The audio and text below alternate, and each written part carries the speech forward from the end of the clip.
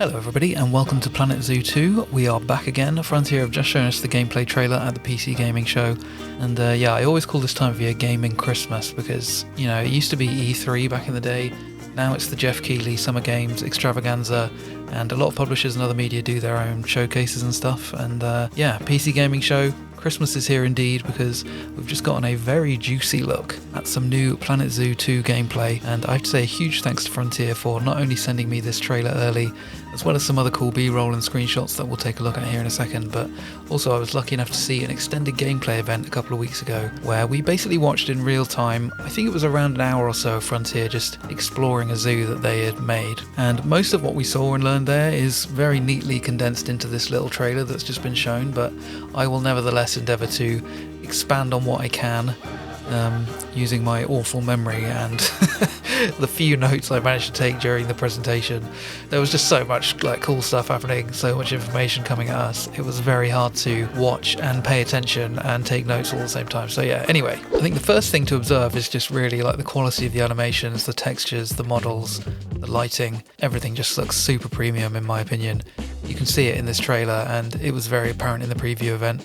All the like foliage, the grasses, everything just looks great, I think. We see a little bit of the new animal behaviours and the animation system with this shot here of the chimpanzees, as well as this B-roll shot here of the tiger scratching at the post.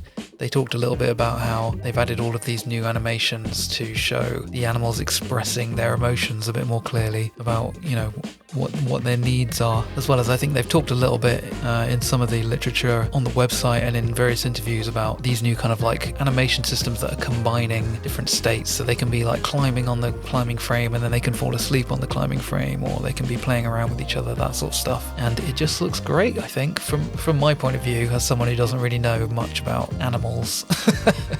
I will say I fired up Planet Zoo 1 since we saw the announcement trailer, and yeah, some of those Planet Zoo 1 animations are kind of janky, so like it really kind of brought into perspective how great all of this stuff in Planet Zoo 2 looks. And then yeah, this shot here where the zookeeper's radio is like bouncing up and down while he runs is such a nice little attention to detail, and likewise the light in this following over the shoulder shot just looks so nice. I think the grass, the trees, again, yeah, it just looks beautiful.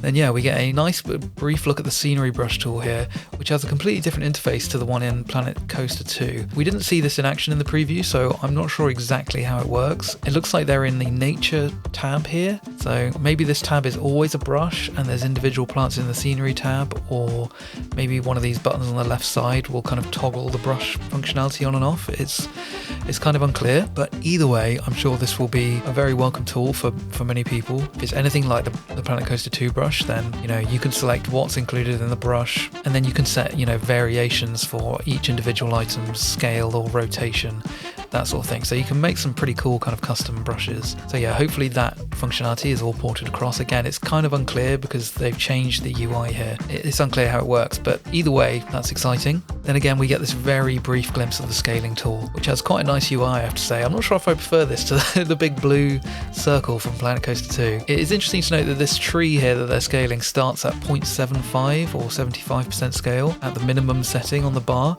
and then they scale it up to 1 or just around 100% there, which appears to be about a third of the way along the bar. So yeah, obviously this trailer is labelled as beta footage, so we don't know if these values or interfaces are final, but hopefully 75% as a minimum value is not the default for everything. There is another screenshot which I'll show you later, which also has an item being scaled and also appears like 75 might be the minimum value for that item as well. But yeah, I don't know. I strongly feel that if they're going to give us the scaling tool, it shouldn't be hampered by these kinds of limitations. I want to say arbitrary limitations. I'm sure for them there's like a good reason that they don't want to give us complete freedom to scale everything down to 1% or whatever, but I don't know. I just know immediately there's going to be a mod to remove these limitations, and it would just be nice if it was vanilla for everybody, including the workshop, so everyone can share everything. And yeah, I don't know. We'll see. It's great that the scaling tool is in the game either way, obviously. I am mildly concerned by the numbers here. And then again, we also get a very quick look here at some terrain tool work.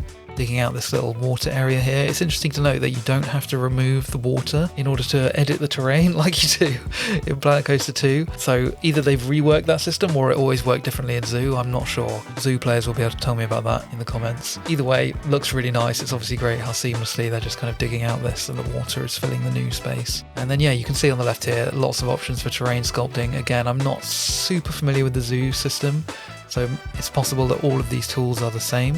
And it does look like, I know that Zoo has the terrain stamp system, and I'm guessing from this little stamp icon in the UI here that that is also returning. All very lovely to see. Then we get to see a little bit of the aquarium building, and I'm kind of amused by this little airlock door that they place in for the staff access into the tank. I think this is quite an elegant solution from a gameplay perspective, but I have absolutely no idea how realistic this is in terms of like real life aquariums.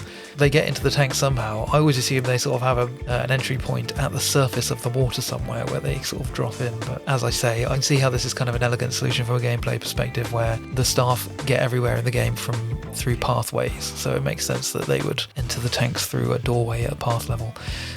It's just funny. Anyway, yeah, I have to say the aquariums in general were just like so stunning. In the preview, everyone was going absolutely nuts when they showed us the aquariums. Primarily like the lighting, the quality of the lighting under the water just absolutely blew me away.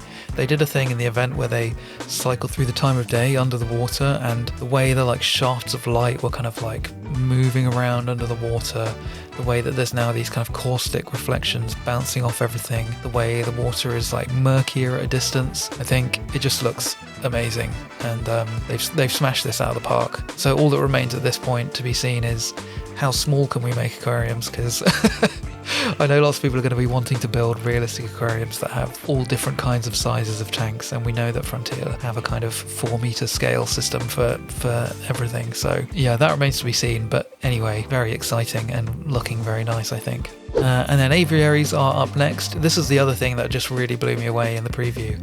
The new Aviary tool where you can adjust the placement and the height of the different poles. You can have them vertical or at angles, and then it just auto-generates this mesh roof based off of where the walls and where the poles are. Just really impressed me. I think because I'm just not used to seeing this kind of bespoke procedural system from Frontier.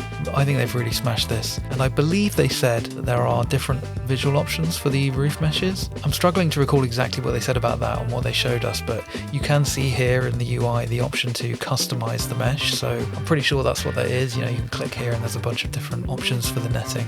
And then lastly for this trailer, I just want to touch on this Scottish Highland nature reserve that they show off looks absolutely insane. Like, if these atmospherics are actually in the game and this isn't just some turbo version of the game engine that they use just for the trailers, then like, just wow, basically, like GG Frontier, basically. Oh yeah, and there's these beavers as well. I think I'm slowly becoming an animals guy, because when I saw these beavers in the trailer, I did get quite excited, and I think the old me would just simply not have cared about digital beavers, but here we are. This is the world we're now living in. And then again, yeah, just all the foliage and the nature stuff on display here just looks so nice. So many little shrubs and grasses, twigs, this log that's covered in moss. It's all beautiful. So yeah, then beyond the trailer, as I said, Frontier have kindly provided us with some extra B-roll and some screenshots to look at. So this first shot here of the crocodile shows off really nicely, I think, the new water physics system. As the crocodile swims here, we can see these like cool ripples coming off of it, and there's sort of a wake being formed behind it. And then you can also see here that the new water shaders and the lighting system applies the same to these like terrain bodies of water as it does to aquariums, if that makes sense. You know, you can see all the lovely caustic reflections on the floor, and yeah, it just looks lovely. And then next thing to highlight here is the staff room footage. I think you might have seen this on the game's official website, but there's this gif of a staff room being modularly assembled. And yeah, it's real. We saw these buildings in the preview event, and yeah, this is just honestly such a cool feature that I really wish we had something like this in Blanco 2. Like, the care and attention that's put into the behind the scenes stuff in Zoo is so nice to see. And for builders like me who are really interested in like how things work, you know, what makes something function, what makes something tick, like stuff like this is just really exciting to see. So yeah, I'm really looking forward to experimenting with all this. There's so many cool little props, like even just having, it's silly, but like cardboard boxes and you know, like folders, and yeah, all of this just looks great. And then yeah, up next we've got some screenshots. I don't have much to say about this tiger, but I will say wow, the grass here looks awesome. In this next one we get a nice look at the new path tool. They did tell us that the pathing tool was basically just ported from Planet Coaster 2, and yeah, you can see from the menu here it appears to have basically the same functionality, even though the UI is slightly different. Going from left to right at the top here, you can see we've got the straight and the curved line tools. Then we've got the draw tool where you can sort of draw whatever shape you want, and then this is presumably the stamp tool where you can do like square and circle stamps. We also have, I think, hexagons or pentagons. And then lastly we have the edit tool. If you haven't played Planet Coaster 2, the paths now work with this sort of node system where if you think about like a square piece of path has 4 nodes, right, one on each corner. Every bit of path you place basically is made up of these nodes, and you can use this edit tool to kind of drag the nodes around and reshape a path after you've built it. And then likewise, hopefully from Planet Coaster 2 they've also ported over the ability to use the multi-select tool to select path, and then you can use the advanced move tool to move path around after you've placed it, which just kind of blows the whole thing wide open in terms of the order of operations. You know, in the old games you would have to meticulously kind of hodgepodge together your little area of path, and then like you wouldn't dare touch it because if you changed it, it would just all get completely messed up. Whereas in Planet Coaster 2 and presumably in Zoo 2, you know, you can build a path and then you can really easily change it and edit it, move it around, change the shape, add to the shape. Like, it's a really great system once you learn how to use it. One downside here is it seems like they've also ported over this functionality where before you place a path, it appears as this kind of semi-transparent grey-white preview-y thingy, which I've kind of gotten used to for the most part, but it is still kind of difficult to see what you're doing in certain situations like elevated path. So yeah, I'd kind of like to see them address that, but I'm not sure if they're going to. And then just while we're on this image, I want to draw attention to how nice this path texture is. It's a really high quality texture and it has a really nice kind of subtle bump map to it. Likewise, this rough stone wall set that this bridge is made of, the texture just looks so nice. It's got a really nice depth to it. And yeah, it's kind of making me a little bit jealous because I just wish we had this quality of texture in Planet Coaster 2. It's also just making me really look forward to building in this game. And then yeah, again here with this shot of the entrance, path texture looks so nice. The walls, everything, the thatch roof looks really nice. This is the shot I was talking about earlier where you can see they're scaling an object in the scene here. I'm not sure what it is exactly. I think it might be one of these letters on the sign or something, but they've got it scaled to 82% and the notch is like just above the bottom of the bar, so I think it's safe to assume that that bar bottoms out at 75% again.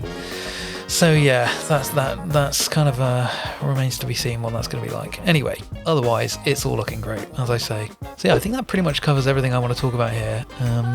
I just really want to play the game at this point. Like, I'm just really excited by everything that we're seeing here. I know it's only a few months until the 13th of October, but like, damn, yeah, I just want to play this game. Luckily, we do have Planet Coaster 2 DLC coming out pretty soon, and I'm still loving Planet Coaster 2. I've been working away really hard on Silver Sands, trying to get that finished up recently, so you can expect an episode of that pretty soon. But yeah, I just want the exciting new shiny thing. With the cool lighting and the nice objects. But yeah, anyway, thanks very much for stopping by. Hopefully you've enjoyed this little yap session. I will be back with more Planet Zoo news as soon as we've got it. In the meantime, have a good one and I'll catch you next time. Bye!